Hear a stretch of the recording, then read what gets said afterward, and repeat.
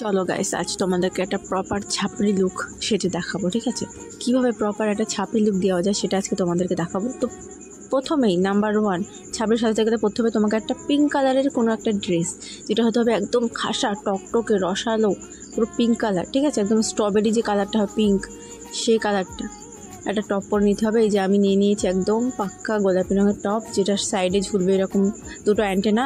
কেন যে অ্যান্টেনা দুটো দিয়েছি আমি বুঝলাম না জামার সাথে।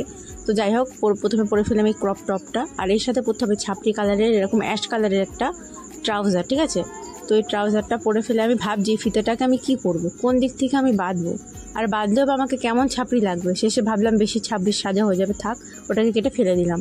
তো এই হচ্ছে আমার ছাপড়ি সাজার প্রথম লুক। আর এরপর আমি ভাবলাম একটা কানের পরা যাক। তো কী কানের পরবো, এ পাশে একটা পরলাম সরু দেখে, আর ও পাশে পরলাম একটা মুটকি দেখে।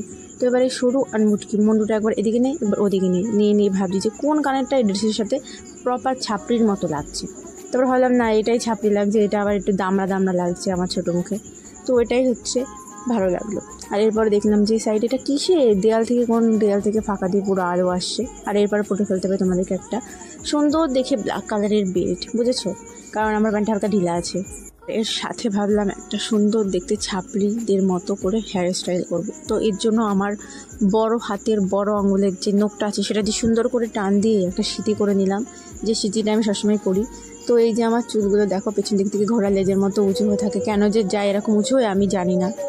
পুরো চুলটা সোজা, নিচে এসে এরকম বেঁকিয়ে যায়, কেন বেঁকেছে আমি বুঝি না। তো এই দেখতে পাচ্ছ এই যে ক্লিপ, এখন এইগুলো অ্যাভেলেবেল চলছে সমস্ত দোকানে, এগুলোই ঝুলে।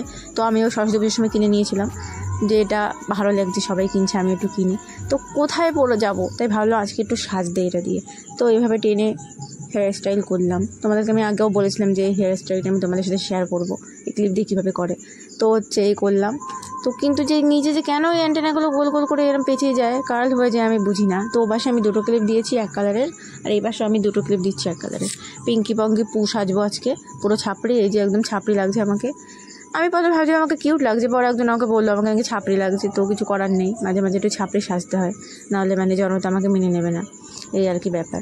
তো এই হচ্ছে আমার সাজগোজ কমপ্লিট। এবার একটু হালকা ভাবলাম মেকআপ করা যায়। তো এই যে গরম, বেরিয়েছিলাম বিকালবেলা, তো এই গরমের মধ্যে এই মেকআপ করার পর মেকআপ যখন গলে গলে পড়বে, মুছবো যখন, তখন যা লাগবে না মুখটা, ওই জন্য আমি মেকআপটা কিছু করিনি।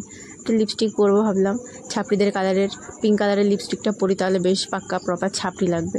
তো পিঙ্ক কালারের লিপস্টিকটা পরার পর দেখলাম বেশ ছাপড়ি লাগছে। এরপর আসলে আইলাইনারের বাড়ি। আমি ভাবলাম তো আইলাইনার পরি, কারণ পরে যাবোটা কোথায়, মাঝে মাঝে তো একটু পড়া ভালো, হয়তো ভুলে যাবো কীভাবে পড়ে।